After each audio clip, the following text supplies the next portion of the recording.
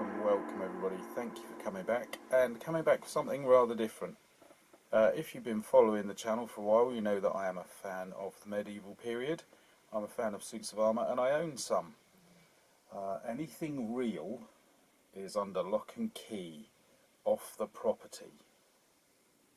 I also have an awful lot of repro stuff, which I used to use for talks and displays and things when I had a real job.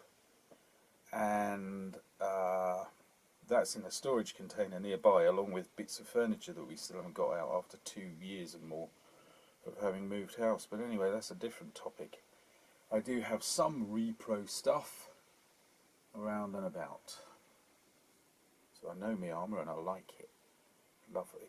So I want to make some figures. Now, probably about a year ago, I said, oh, there's going to be some changes to the channel and stuff, and there hasn't been, because you know what plans are like, they just fall apart. So who knows, we might get on with that. But anyway, this is one of those ongoing topics which has been slightly forced upon me by circumstances.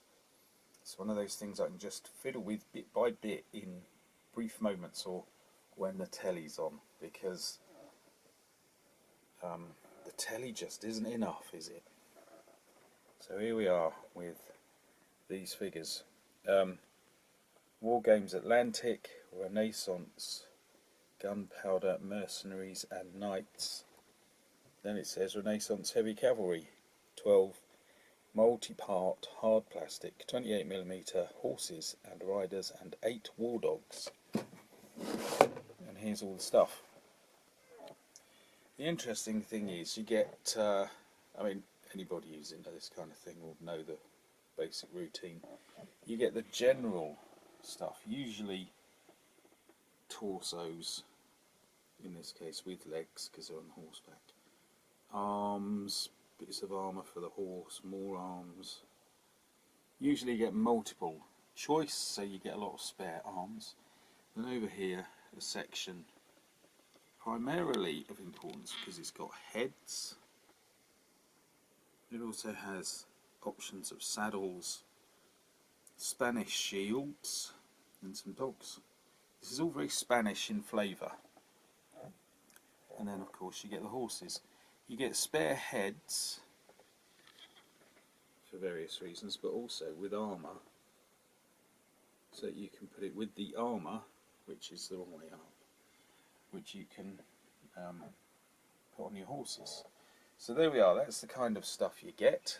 What's interesting is you get 4 sprues of each kind, and on each sprue with the torsos you get 4 torsos. So to my maths, 4 times 4, 4 fours are 16, not 12. Hooray! Marvellous stuff. One of the interesting things is the heads. Most of the helmets are not what I'd call heavy.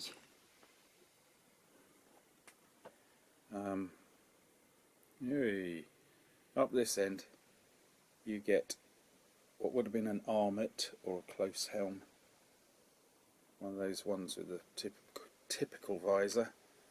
He's got his visor up, and then you get some pretty lightweight guys. You get burgoynets or morions, which are similar to the close helm, but they have a peak. And then you get various types of cabasset, kind of late kettle helm, that kind of thing. Did I say morion?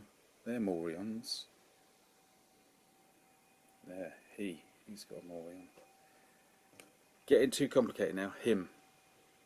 Burgoynets and cabassets. Anyway, so these guys are medium to lightweight. I'll admit they're quite heavy. And really what I wanted is lots of those. So the interesting thing is I have discovered that if you cut the peak off, well I haven't discovered, it's obvious because of the evolution of the helmet. If you cut the peaks off these, you get yourself a basic model of an armet come close helm. There. Waffling on. So that's what I've been doing. I have popped a load of the torsos off. There we are, I've cheated, I've gone ahead and I've popped a couple of arms off because I want to see how I can synchronise things and make them all work. So I'll show you what I've got very quickly. Oh, 5 minutes already, bogs down. Here's two of the correct kind of figure. I'm casting a shadow. Little monkey, come on. There we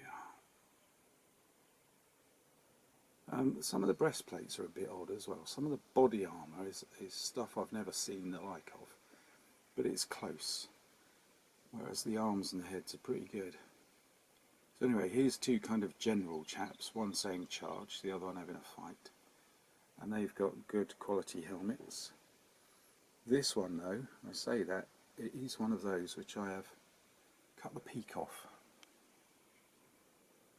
And it just won't focus there. Now we need a bit of light. Maybe I'll have to get my torch out.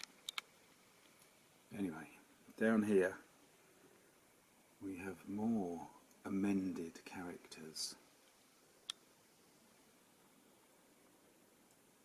And some with arms from different sets. He has got a head from Perry Brothers Wars of the Roses, I think. And up here he's got an arm from, I think, Warhammer Bretonnian Knights.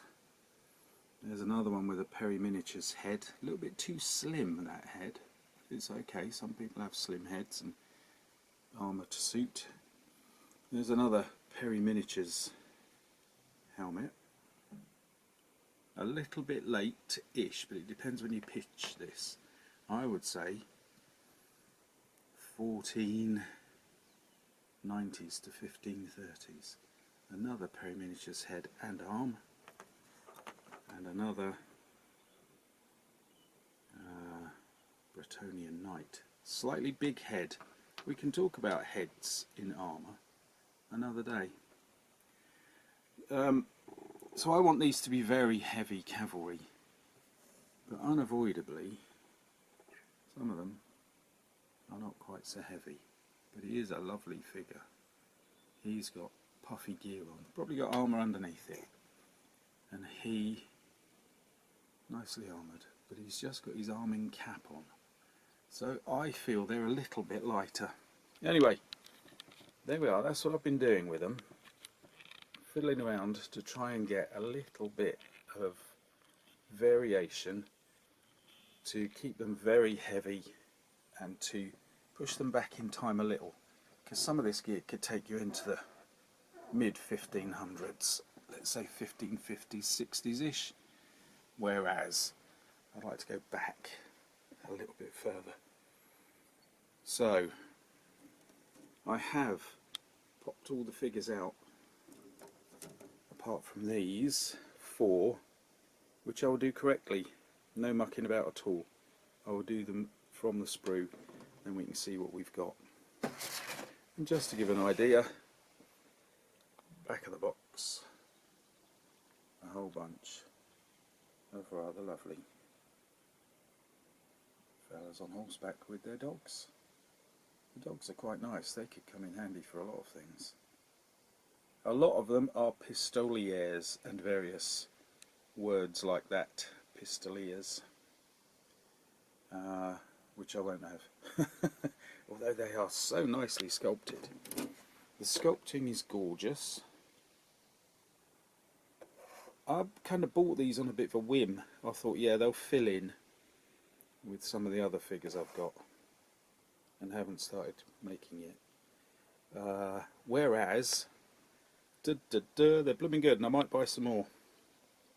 They also do a Conquistadors set, which I won't get so involved in, I don't think, because I'm basically trying to do heavy cavalry from the early 1500s and late 14s,